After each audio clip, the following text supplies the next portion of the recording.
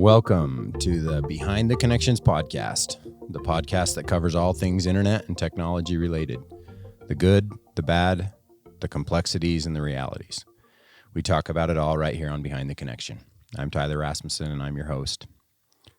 Today, we want to talk about what the entire world's talking about, the coronavirus pandemic that's affecting all of us. It is March 20th, Friday morning. We're here in the V6 Media studio. It's been 1 week since President Trump declared a national state of emergency. On that same day, we had Governor Gary Herbert announce a 2-week soft closure on all of Utah schools to mitigate the spread of the virus. And so with that in mind, we've invited a couple of good friends and educational partners to the studio this morning. We've got both of our district superintendents. We've got Dave Brotherson from Duchesne School District and Rick Woodford from Uintah School District. We appreciate you guys being here with us. You bet. Thank you. Glad to be here, Tyler. I'm sure it's been a crazy week. It has. A lot of new things this week. Yeah, unprecedented, right? So we really appreciate you guys taking the time to be here with us. And actually, you both look pretty spry. I expected you two to look a little more tired than you look this morning, but you're doing great. Let's take just a moment and maybe hear from you guys by way of introduction. I know, Rick, you're brand new on the job. Would love to hear a little bit more about you. And Dave, we know you well. You've been in your current role as superintendent for many years, but some may not know you. So maybe let's start with you, Rick. Give us a brief introduction. Great. Yeah. Well, so I've only been here for probably 4 or 5 weeks. My first month on the job, I was in a transition plan between Lovell and here. And so really for just the last week, I've been here full time, and I'm still trying to get to learn and know how the gears turn and how things work here in Uintah schools. Just a little bit about me. I've got 7 kids, and my wife Jennifer and I, we've been married for 28 years. And you hesitated there. Be careful. I know. I'm thinking, maybe it's been 29. But she's going to give you an elbow jab for that one when she listens to this later. She will. But no, we're happy to be here. I've been in Wyoming for the past 20 years. Prior to that, I was a teacher and a football coach at Logan High School. I did my undergraduate studies at Utah State University, got my master's degree there, and then switched over to University of Wyoming and worked and then received my doctorate through University of Wyoming. So for our family, it's always fun when the Aggies and the Cowboys play. So I'll bet. Yeah, that's always a good game. That's a fun event for us. So anyway, we're happy to be here. I only have 3 kids at home right now, and they're here, and 2 of my daughters attended for about a week and a half. Then I had another daughter come, and she attended for just a couple of days before we had to close school. So that's quite an adjustment, coming to a new community and trying to get involved, and then all of a sudden, school's out. So absolutely, yeah, it's so crazy. That's a little bit about me. So you're older. You've got 4 out of the home already, you said? We do. Scattered, yeah. I assume, throughout the state and the country? Yeah, all over the place. My oldest is in law school at Arizona State University. And I've got another daughter that's going to be going to the University of Utah to law school there next fall. Another daughter in Rexburg, Idaho, and a son in Texas. So I've got them all over the place. Yeah. Be interesting to delve into each one of those too and hear how they're being impacted. But maybe for today, we'll focus on the local impacts. I'm sure that they're talking with you and their mom often. All right, Mr. Brotherson, I can talk to you as Mr. Brotherson because I went to school under your rule. Is that the right rule? No, please, quick introduction, not. sir. Hope not. Dave Brotherson, Duchesne School District. As Rick talks about, is only being here a short time. As you go through an event like this, a lot of things are new for all of us. One of the things that's really been nice is I've thought about Rick and Uintah School District is the comfort level for me has been not very high, but I do have connections that are outside that relationships that you've made over the years that you're able to contact people and see what's going on in other areas and what they're doing. Last Friday, that 2:00 was when we found out that we would be providing lunches and those type of services Monday morning. And so to mobilize all of our people and to make that possible, I mean, we were getting calls from Basin Wholesale on canceling meals and canceling milk and canceling, how are we going to, 5,000 students, do you want to cancel your milk order for next Monday and those type of things. And so all of that taking place over the weekend too. Over right? the weekend. Yep. Yeah. And Monday morning at 4:00, we had our staff at our different schools preparing lunches to go out on the bus routes. And it's just been awesome to see them come together and the relationships that's been built. Sometimes we get in our silos and you have district administration, school administration, and they don't work too much with maybe bus drivers or aides or those different areas. And to see them all come together and to put sacks together for lunches and to be able to provide this type of environment for teachers to produce curriculum. There's a lot of different things that have been happening. I really feel like that as we come out of this, that there's going to be a lot of growth. Just our admin meetings have been taking place over Zoom and Google Meet, and we've been able to each day touch base with every administrator, for 10 or 15 minutes just on the new things that are coming down. And there's a lot of things that will help us to be better after this is over. Yeah, I completely agree with that. I mean, there's been a lot of positive things happen already in terms of growth and learning, but we're still in the middle of it, aren't we? Yeah. Maybe talk a little bit about the discussion and the decision-making process on Friday, the stuff that maybe happened behind the scenes that the general public didn't get to experience or hear. Maybe talk about that briefly for a minute, Rick. Sure. So, we've had a lot of new information come. I mean, we would make decisions initially, and within 24 hours, they'd be obsolete. I remember sending communications home, I think last Friday, with students, and by the time they were on their way home, we had more information and we're taking a completely different position. So initially, we really thought that we were going to be able to provide instruction for kids, that really needed it on site by invitation, and then we received more information from the Department of Health through Tri-County and clear from President Trump, and then we had to adjust, and we came to the conclusion at one point that, well, we're not going to provide instruction on site. It's just, it's too risky. And the thing is if you get your staff contaminated, they're going to turn around and contaminate students as well. So it wasn't good for our student body or for our staff to take those risks.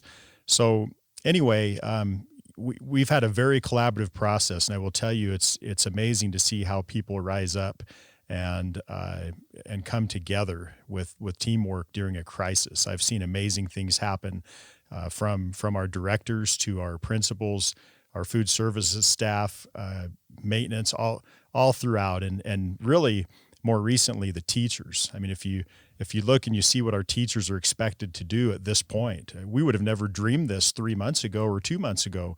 But they're to develop their courses online and to provide a home-based instructional program really with 2 days of preparation, that's unprecedented. And so I just have to really, give kudos to our teachers, of course, our principals who have been leading the charge at each building.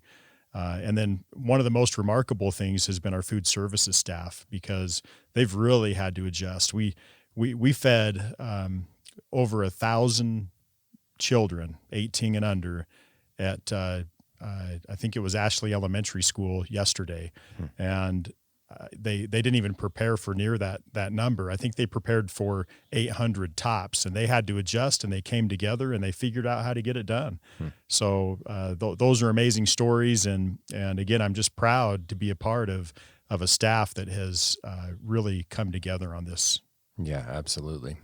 So maybe we should just simply state, I assume everybody knows, but we shouldn't assume. So students have been sent home, soft closure, we know that. Are there variations with your staff and faculty? Are some of them being asked to stay home as well, or are they all at the school premise? I mean, maybe we can start with Duchesne County and then go to Uintah County. Just give us a brief high-level overview of exactly what the current circumstances are in case some have misunderstood, is all of the schoolwork being delivered online? Some of it packet-based? Yeah, maybe give us a brief overview. Maybe it varies school by school too. I'm not sure. That has changed as we've come through this process as well. Monday, all of our teachers were at school, and they were preparing for school on Wednesday, curriculum for kids on Wednesday.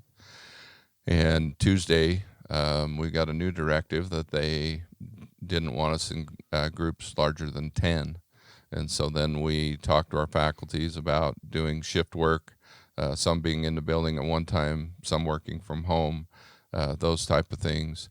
And so there hasn't been a lot of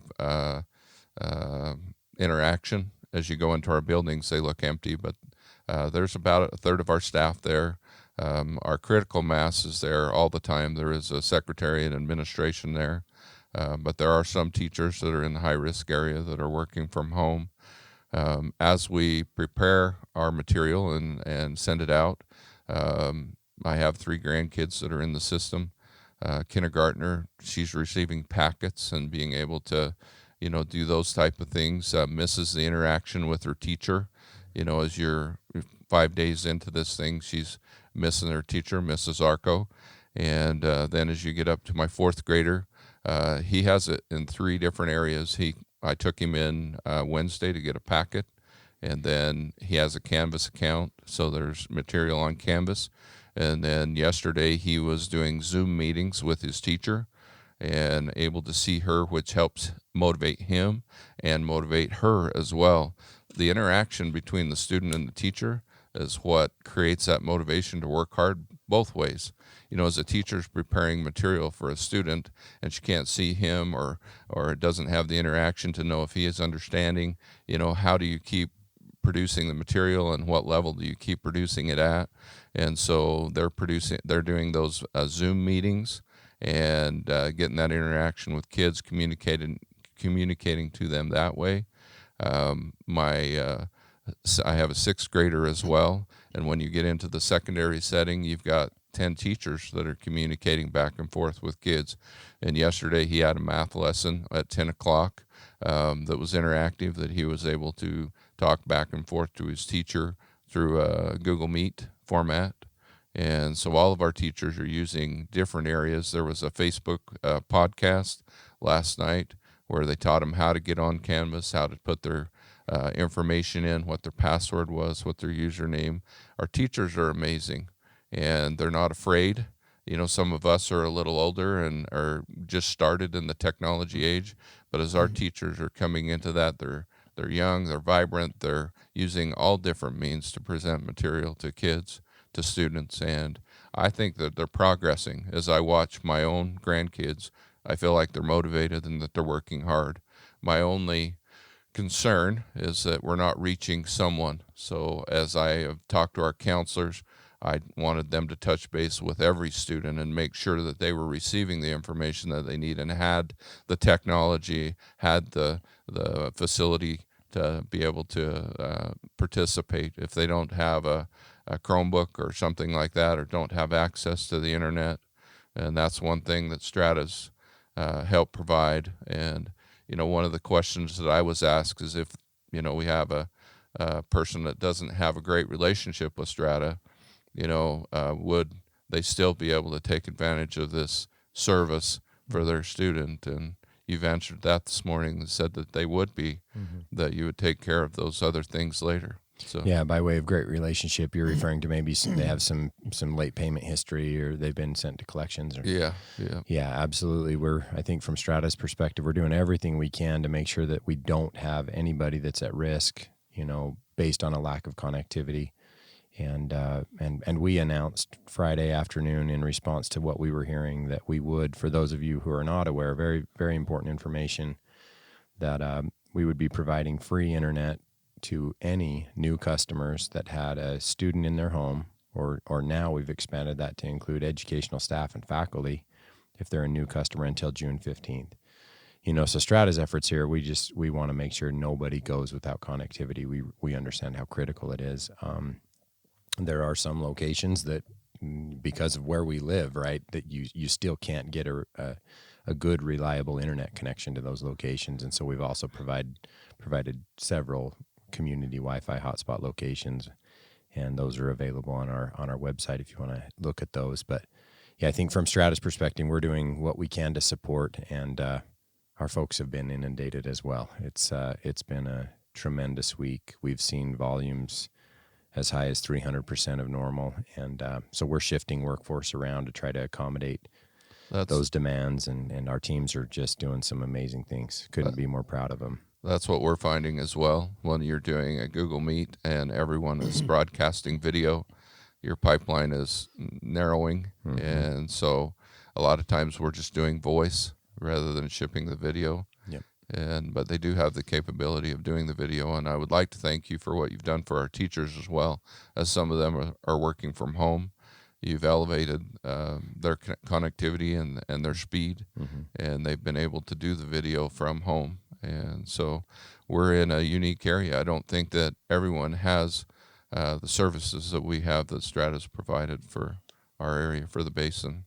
Yeah, well, yeah, Tyler, go ahead. So I'd like to thank STRATA. You know, early in this process, it was one of the first conversations we had is how are we going to get all of our students connected? How are we going to, ensure that they have internet? And, we even talked about how, the school district would probably have to step up and fund and help with that, which that was our initial plan. And so when STRATA came out and let everybody know that it was going to be free, for those that don't have service, that took a huge burden off of the school district. And I just want you to know we appreciate that. I think it's going to go a long ways in helping our students and their families and also our teachers. So thank you. Well, we appreciate that comment, and we understand and fully recognize that sacrifices are being made everywhere. I mean, and they're going to continue to be made.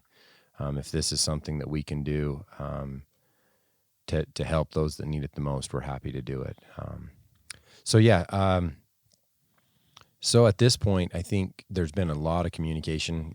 I guess from my perspective, I have 4 students in Duchesne School District, ranging from a 5th grader up into a junior in high school. Lots of communications on apps, Power School and automated phone calls and text messages and emails. I'm sure you're doing a great job of getting messaging out to the public. Are there some common questions that you're still getting at this point that you're having a hard time answering? How can we use this format to get answers to some of those questions out to the general public? Well, Tyler, one of the questions that's come up most recently, and we've seen it come through Facebook, is parents, are a little concerned about the amount of work that some of their kids are already receiving. We've only been doing this for really since Wednesday, a couple of days. The directive that we've given staff is that they need to gear the instructions so that kids have about 20 to 30 minutes of work per day per content area or per class. So content area for elementary kids, per class for secondary kids. And then we need to monitor that. The overall message I've sent to staff is that we've got to be, kid and family friendly, recognizing that there are some families that they may have 3 or more kids that are receiving assignments at different grade levels. And so for a parent to be engaged in trying to help support that learning, that can be a challenge. So we really need to not, we've asked our teachers to not load it on too hard. I know that because everybody's different in their tolerance or their understanding of what that means, how you define that, I think we will have some teachers that will just naturally assign more work than others. Hopefully parents will understand that, but overall, we hope that it's moderate and not too much. Yeah.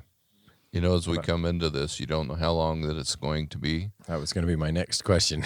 And as you have a teacher that's, we've had teachers that have been preparing for a couple of weeks, and they want to load all of that information to Canvas. And as you open that up and you see all of that work, it's almost overwhelming to a young person, right? Yeah. And so we've asked them just to put enough information on there to keep them going for 3 days the week, so that it doesn't look like the elephant that they have to devour, and then that it's just the essentials, just like Rick said, that it's not busy work, that it's the essentials to get us through this time. And as my grandkids were with me the other day, the work that they had was just about adequate. They started at about 8:30 in the morning and were finished about 2 in the afternoon, with a little bit of time in for lunch there, and we're busy most of the time. And so I felt like that it was just where we needed to be. That's the biggest question that I'm receiving, is how long are we going to be in this? And I think that is a $1 million question no one knows. Don't you have a crystal ball, Dave? Yeah. I mean, and so we're just trying to prepare week by week. Kids will be able to pick up new packets today, and then we'll be receiving next week's curriculum over Canvas and those other programs, applications. Yeah. So at this point, the only formal messaging that you've given is that there's no school for another week, right? And then more announcements to come. Obviously, people can speculate, but there's been no formal announcement about any extension beyond that. In Uintah schools, we have we're planning 4 weeks out right now, just to be proactive. And as far as like community events, those kinds of things, we've essentially canceled everything 4 weeks out.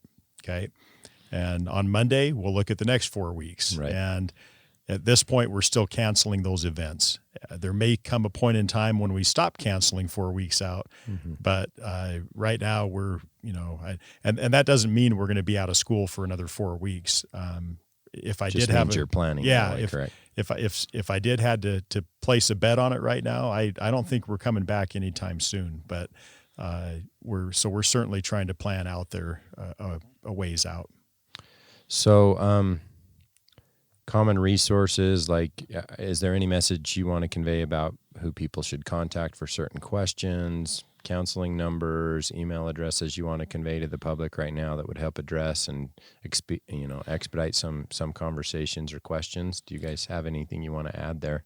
We try to keep our website up to date daily with new information. And then as we receive information, we're pushing that out to our administrators and to our teachers.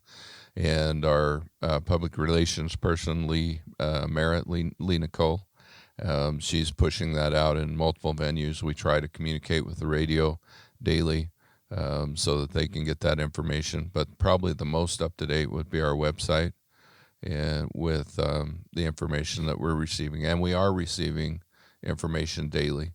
The state school board meets today, and we'll receive new information from them, I'm sure, this afternoon going forward. And like Rick, I feel like that it will be more than just this next week. So Yeah. Okay, so Uintah Schools, we have a tech hotline, and this is important because we've checked out a lot of Chromebooks to students, and we have a lot of online learning happening. We suspect that there's going to be some technical issues that'll arise, especially when you have that number of devices out there. So our tech hotline number is 435-781-3111. Again, our tech hotline number is 435-781-3111. Please, if you have any issues, contact that number before you contact the school, okay? Now, having said that, for other issues, we just like Duchesne County, we have a secretary that will be in the schools during during office hours. We also have a principal or a designee in each building during those hours. So we are taking calls. If you have an issue, please contact the school that your child goes to, and we'll be able to help you. That's great. I think I'd just mention again, it's been interlaced from this conversation, but from Strata's perspective, we want to do everything we can to support what you guys are doing. So the free internet offer will remain in place for, as far as I can see, the foreseeable future for those who have not had internet service and are a new customer and have a student or a faculty educator in their home. As Mr. Brotherson mentioned, we are also offering a free speed upgrade to all of our existing subscribers. That basically means whatever speed is available at your location, above and beyond what you're currently subscribing to, we're giving that for free to any subscriber that calls and requests it for 90 days. And so that doesn't terminate on June 15th. That obviously will terminate whenever the customer calls, 90 days post that call. So once again, really important when you're doing Zoom calls and Microsoft Teams meetings and using more bandwidth than you have been in the past. We're watching that aggregated bandwidth volume very closely as well. It's been interesting to see that the aggregate during the daytime hours, which is typically off-peak for an ISP. If you think about it, that's when everybody's working and at school, but it's increasing 50 to 60%, right now. And still very manageable, still within our capacity limitations, and our typical peak hours are still significantly higher than that. So we're watching that very closely. And the Federal Communications Commission is actually, right as this was being announced on Friday, they started working on a pledge that they were asking carriers all across the country to commit to. STRATA has committed to that pledge, and customers can see the details of what that is if they visit our website. But basically, it's STRATA's pledge that we will not terminate anyone's service during this period, and that we will not apply late fees for those that are unable to make payments, and that we will open up several community Wi-Fi hotspot locations, which we've done, and we'll continue to add more locations on top of that for those that just don't have good connectivity or any connectivity at all at home. So hopefully those things are really assisting and supporting. I think you guys have both mentioned the Chromebooks a couple of times. Is there enough devices available for those that need them? It sounds like there was almost a 1-to-1 ratio in maybe some of the districts, if not both. Maybe speak to that quickly. Have there been enough devices to go around? We do. We've had enough devices. We've been 1-to-1. They haven't had their individual device, but they've had enough at each school that they could check a device out, and all of those are open.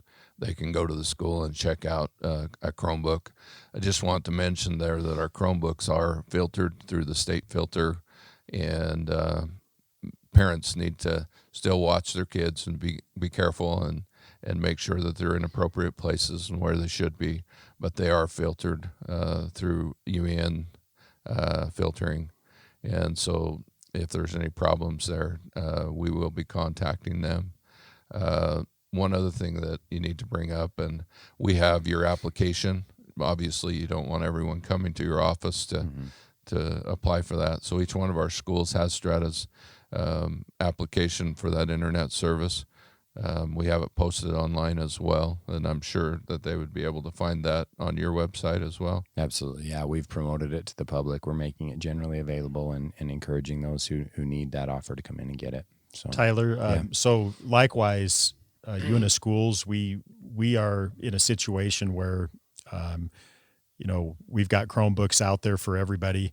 We've even got enough that we have some teachers that maybe have also had to have technology at home. So we've been able to check those out to a few of our staff members.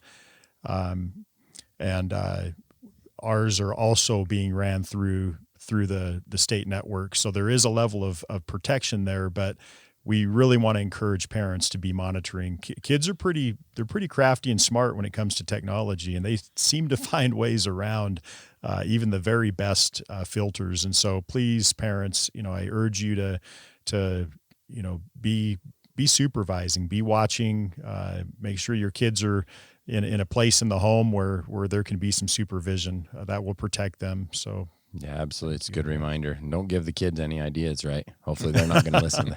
But it is true. Kids are very crafty. Yeah. In a lot of ways, a lot smarter than their parents are when it comes to technology. Well, let's wrap up this conversation. Anything else you guys want to add before we wrap it up? Yeah, I just wanted to also let our constituents and our students know there's a lot of information on our website. We, as a team, we've been working to get press releases and releases out to parents and staff every day. We've updated our information every day since this crisis started. So please take a look at that. You can find it on our website and also on our district Facebook page. That'd be great. And I hope neither of you are opposed to coming back on. If we get a bunch of questions, we're happy to do another discussion in a couple of days. As you've mentioned, this situation is very fluid, very dynamic, changing sometimes hour by hour. So Anytime. if folks have questions, we'd invite them to send us those questions. They can comment on the podcast as it's posted and comment in the post, or send us an email at podcast@stratanetworks.com. And once again, if there are specific questions, we can route those to these two gentlemen and or do another short podcast if we need to in the near future. So really appreciate you two for taking the time to be here with us and for your efforts for our kids. I know it's a tremendous time and unprecedented, even in a situation where you've been on the job for a couple of decades. You've probably never seen anything like this, either one of you. I know I haven't, from Strata's perspective. So, Well, and the partnerships that we have with Uintah School District and with Strata and with our communities have made us stronger, and just appreciate all the support and patience as we go through this. yeah, absolutely. Us as well, from Strata's perspective, we've really appreciated the patience of customers as they've tried to work through really high volumes. We've had to do what others have had to do and limit no more than 10 customers in the store at one time. And people have been very good, very patient and cooperative, which is very much appreciated. So, That's great. You know, as Americans, we just rise up in tough times. And I know that that's what's happening here in our communities. I appreciate that. I just urge everyone to stay positive and stay positive with your kids, and continue to do what we need to do to overcome this. yeah, absolutely. I've had the opportunity of reintroducing my kids to farm chores, so that's been great. I'm sure all parents are reintroducing their kids to some new chores, which is great. Yeah. Once again, gentlemen, thank you for being here. It's been a good discussion, and we'd be happy to do another one if the need arises over the next few days. So thank you. We want to thank our listeners for tuning in. And once again, if you have a question or further comments, please drop us an email or comment. And we really appreciate you taking the time. Thanks again for listening to the Strata Networks podcast.